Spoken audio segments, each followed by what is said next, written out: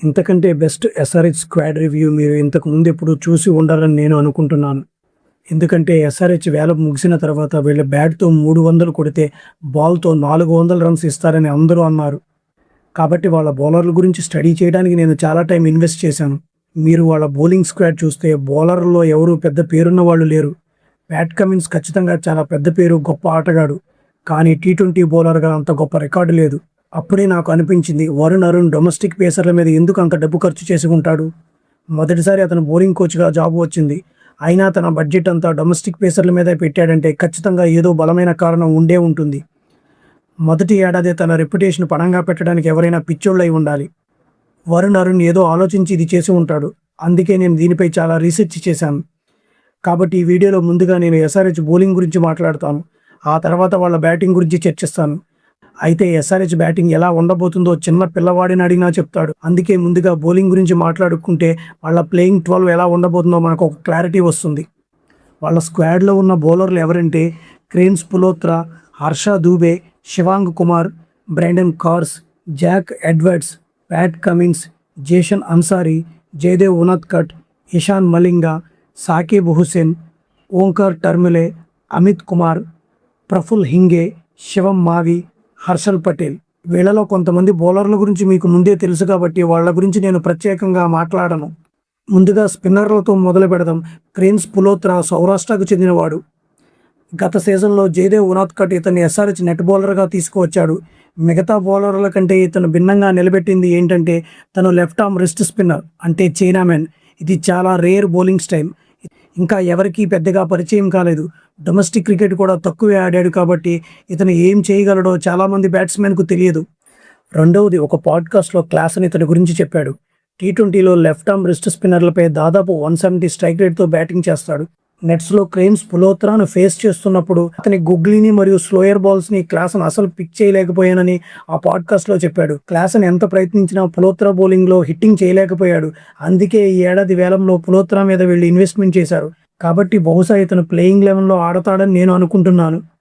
Left arm chinamen అనగానే మనకు Noor Ahmed, Kuldeep Yadav performance గుర్తుకు వస్తుంది. లెఫ్ట్ ఆర్మ్ రిస్ట్ స్పిన్నర్లు ఎంత గ్రేట్ బౌలర్లో మా అందరికీ తెలుసు. ఇక వాళ్ళ దగ్గర ఉన్న మరో స్పిన్నర్ యూపీకి చెందిన జేషన్ అన్సారీ. ఈ ఏడాది విజయ్ హజారీ ట్రోఫీలో 8 ఇన్నింగ్స్ల్లో 21 వికెట్లు తీశాడు. గత సీజన్లో కూడా అతను ఎంత అద్భుతంగా బౌలింగ్ చేశాడో మీరు చూసే ఉంటారు. ఆ తర్వాత హర్ష దూబే. గత ఏడాది కాలంలో అతను చాలా త్వరగా ఇండియా ఏ టీంలోకి తీసుకున్నారు. ఇండియా ఏ చేసిన దాదాపు ప్రతి టూర్లోనూ తను ఉన్నాడు. ఈ ఏడాది సయీద్ ముస్తక్ అలీ ట్రోఫీలో కూడా బాగా ఆడాడు. 7 ఇన్నింగ్స్ల్లో 8 వికెట్లు తీశాడు.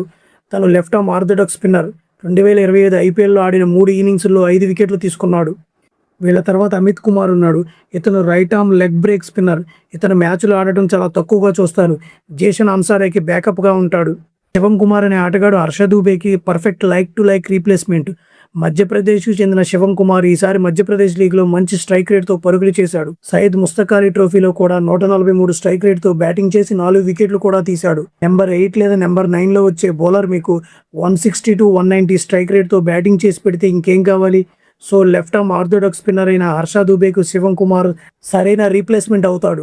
స్పిన్నర్ల గురించి చెప్పాలంటే జేషన్ అన్సారీ వీళ్ళకు ఫస్ట్ చాయిస్ అవుతాడు.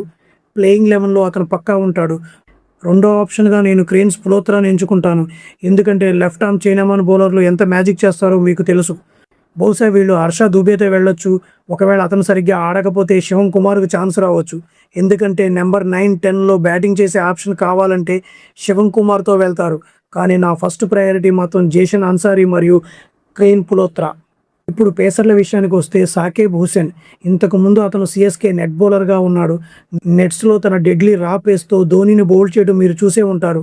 ఆ తర్వాత 2024లో కేకేఆర్ కూడా అతనిపై ఇన్వెస్ట్మెంట్ చేసింది. ఇప్పుడు ఈ ఏడాది ఎస్ఆర్హెచ్ అతను పిక్ చేసుకుంది. అతడు 140, 150 వేగంతో బంతులు వేయగలడు. ఈసారి సయ్యద్ ముస్తక్ అలీ ట్రోఫీలో 5 మ్యాచ్ల్లో 5 వికెట్లు తీశాడు.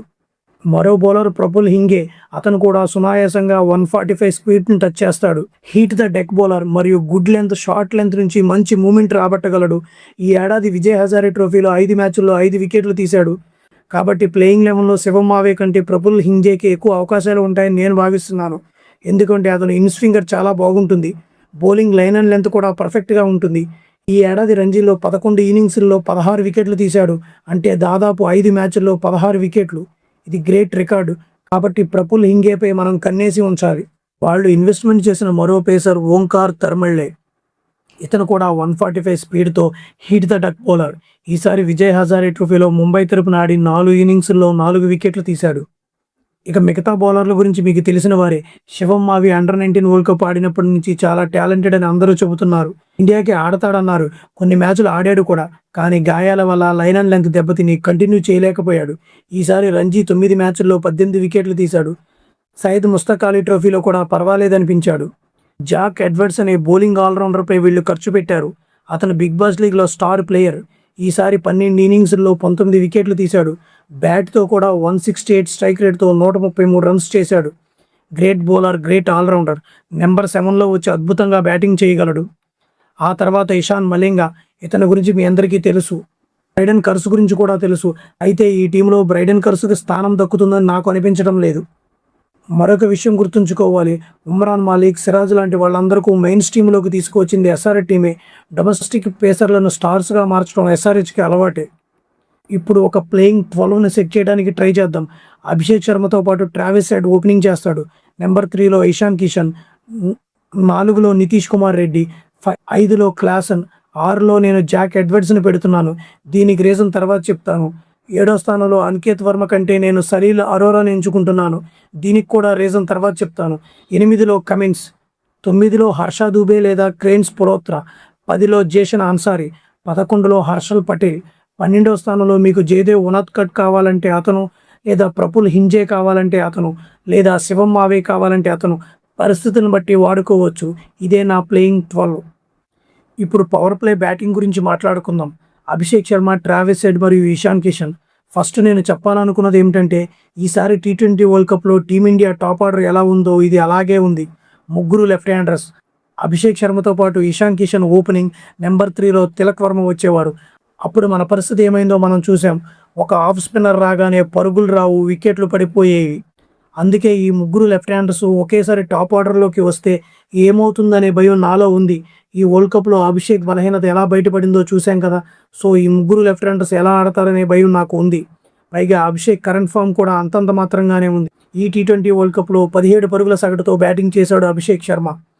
ట్రావిస్ హెడ్కి వరల్డ్ కప్ పర్వాలేదనిపించింది. 28 సగటుతో 158 స్ట్రైక్ రేట్తో ఆడాడు. ఇక ఇషాన్ గురించి నేనేం చెప్పాలి, మొన్న వరల్డ్ కప్లో ఎంత అద్భుతంగా ఆడాడో మీరు అందరూ చూసే ఉంటారు. ఒకవేళ T20 వరల్డ్ కప్కు ముందు ఈ పవర్ ప్లే బ్యాటింగ్కు రేటింగ్ ఇవ్వమంటే నేను 10కి 11 ఇచ్చేవాడిని. అంతటి అద్భుతమైన బ్యాట్స్మెన్లు వీళ్ళు. కానీ ఈ T20 వరల్డ్ కప్లో జరిగిన పరిణామాలు, అభిషేక్కి వ్యతిరేకంగా ప్లాన్ చేసిన విధానం, పైగా టాప్ 3 అంతా లెఫ్ట్ హ్యాండర్సే కావడం నాకు కొంచెం భయం కలిగిస్తుంది. అందుకే నేను ఇప్పుడు 10కి 9 రేటింగే ఇస్తున్నాను.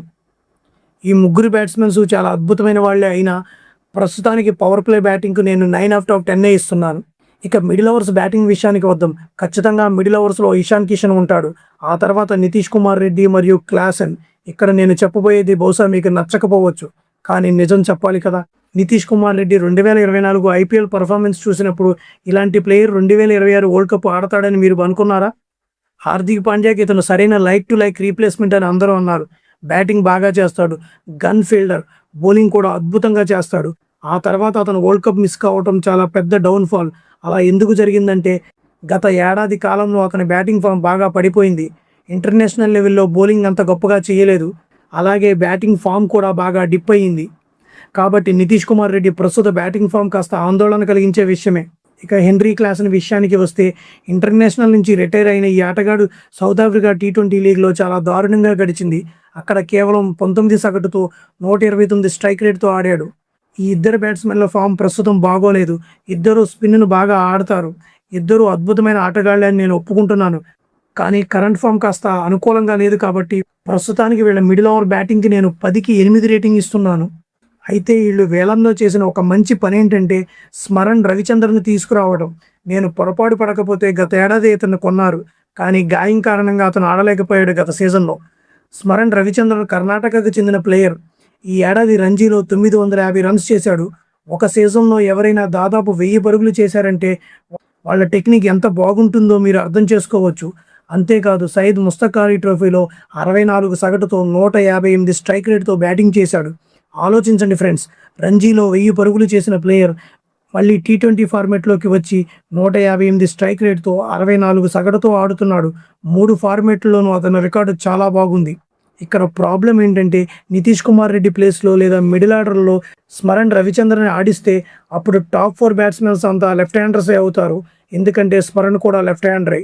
కాబట్టి బహుశా క్లాసన్ కాస్త పైకి రావాలి. ఆ తర్వాత స్మరణ్ కిందకి వెళ్ళాలి.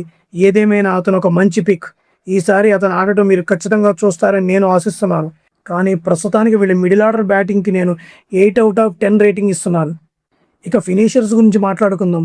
నేను జాక్ ఎడ్వర్డ్స్ని తీసుకున్నాను. అతని స్థానంలో లియామ్ లివింగ్స్టన్ కూడా ఉండొచ్చు. ఇంకా నేను సలీం అరోరాను ఎంచుకున్నాను.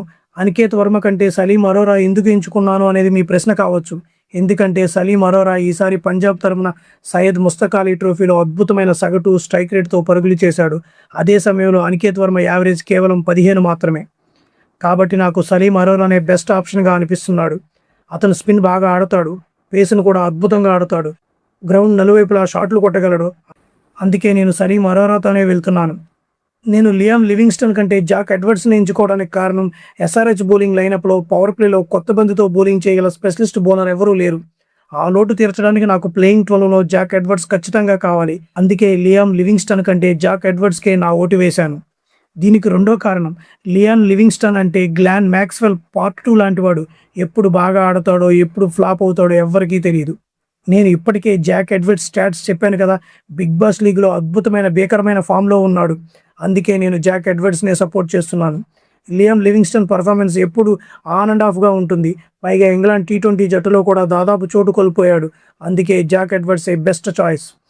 ప్రస్తుతానికి నేను వీళ్ళ ఫినిషర్స్కి 8.5/10 ఇస్తున్నాను. ఇక బ్యాటింగ్ బ్యాకప్ గురించి మాట్లాడితే నేను చెప్పినట్లుగా సర్మన్ రవిచంద్రన్ మీకు బ్యాకప్గా ఉన్నాడు. బహుశా అతను మ్యాచ్లు ఆడటం మీరు చూస్తారు. టాప్ ఆర్డర్లో ఎవరైనా ఫెయిల్ అయితే సర్మన్ వెంటనే టీంలోకి వస్తాడు. అనికేత్ వర్మ కూడా అద్భుతమైన బ్యాకప్. గత సీజన్లో అతను ఆఫ్ స్పిన్ ఎంత బాగా ఆడాడో మనం చూసాం. ఆఫ్ స్పిన్నర్ బౌలింగ్ వేస్తే అతను సెటిల్ అవ్వనివ్వడు. అదొక బ్రిలియంట్ చాయిస్. అలాగే ఒక ఫినిషర్గా లియామ్ లివింగ్స్టన్ బ్యాకప్లో ఉంటాడు. కమిన్స్ కూడా బ్యాటింగ్ చేయగలడు. అలాగే కమిండే మెండిస్ లాంటి వాళ్ళు కూడా మంచి బ్యాటింగ్ ఆప్షన్. కాబట్టి ప్రతి రోలుకి సరైన బ్యాకప్ బ్యాట్స్మెన్ ఉన్నారు. బ్యాకప్ పరంగా అన్నీ కవర్ అయ్యాయి. కాబట్టి ఎస్ఆర్హెచ్ బ్యాటింగ్ బ్యాకప్కు నేను 9/10 ఇస్తున్నాను. ఇక పవర్ ప్లే బౌలింగ్ విషయానికి వద్దాం. ఇక్కడే అసలు సమస్య మొదలైంది. వీళ్ళ బౌలింగ్ అటాక్ చూస్తే కొత్త బంతితో బౌలింగ్ వేసే స్పెషలిస్ట్ ఎవరూ లేరు. హర్షల్ పటేల్ మిడిల్ మరియు డెత్ బౌలర్. జయదేవ్ ఉనత్కట్ మిడిల్ ఓవర్లో ఆఫ్ కటర్స్ వేసే స్పెషలిస్టు. కమిన్స్ ఆస్ట్రేలియా తరపున 3 ఫార్మాట్లోనూ ఫస్ట్ చేంజ్ బౌలర్గా వస్తాడు. మరి కొత్త బంతితో బౌలింగ్ చేసేది ఎవరు? నిజానికి బైడెన్ కార్స్ కూడా న్యూ బౌలర్ కాదు.